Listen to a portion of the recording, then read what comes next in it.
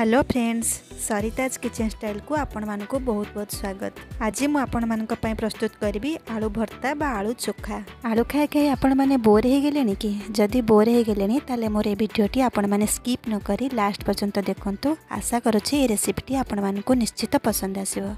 यही रेसिपीटी को घरे घरे प्राय समस्ते पसंद करथांती, किंतु मैं यहाँ एक अलग प्रोसेस रे आज आपण मानक पई प्रस्तुत करके देखेबी। आशा करूछि ए रेसिपीटी आपण मानक निश्चित पसंद आसीबो। जदि ए रेसिपीटी आपण मानक पसंद आसे ताले गोटे लाइक करिवे आ चैनल टी को सब्सक्राइब करिया सहित पाखरे थिबा बेल आइकन टी को मध्य प्रेस कर देबे, जहा फल रे कि मोर नुआ वीडियो रो नोटिफिकेशन आपण माने पाई परिबे। ताले आसंतो स्टार्ट करिबा। एथिपई मु नेछि 3टी आलू, यह को भल भाव में धोईकी चोपा छड़ेकी यह मु सिझे नहीं। एबे जिबा हमर नेक्स्ट प्रोसेस को।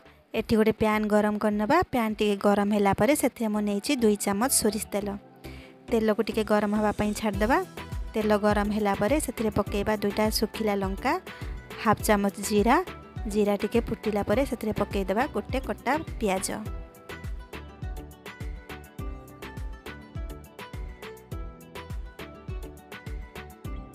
पियाज को आमे टिके लाल होला पर्यंत फ्राए करबा।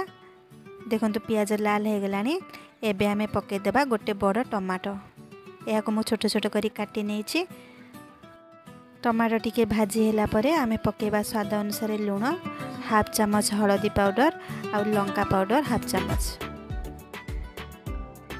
किछि कट्टा धनिया पत्र पके देबा आ ए सब को भल भाव में गोळै नबा।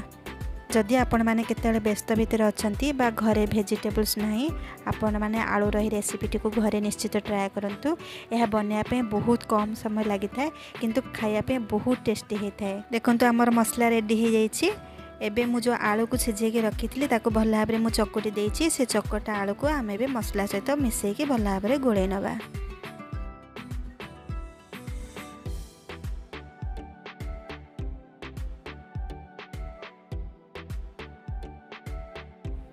देखंतु प्रस्तुत हो जाइए आमर आलू चोखा बा आलू भर्ता। यह को आपण भात, रोटी बा परोटा संगे मध्य खाई परिबे। एबे ऊपर आमे किछि कट्टा धनिया पत्र दे दबा।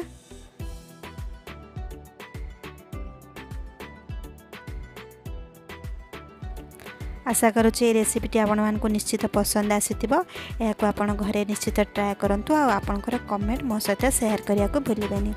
पुणी देखा गोटे नेक्स्ट रेसिपी रे। सेतल पर्यंत विदाय दियंतु। रहिली, बाय।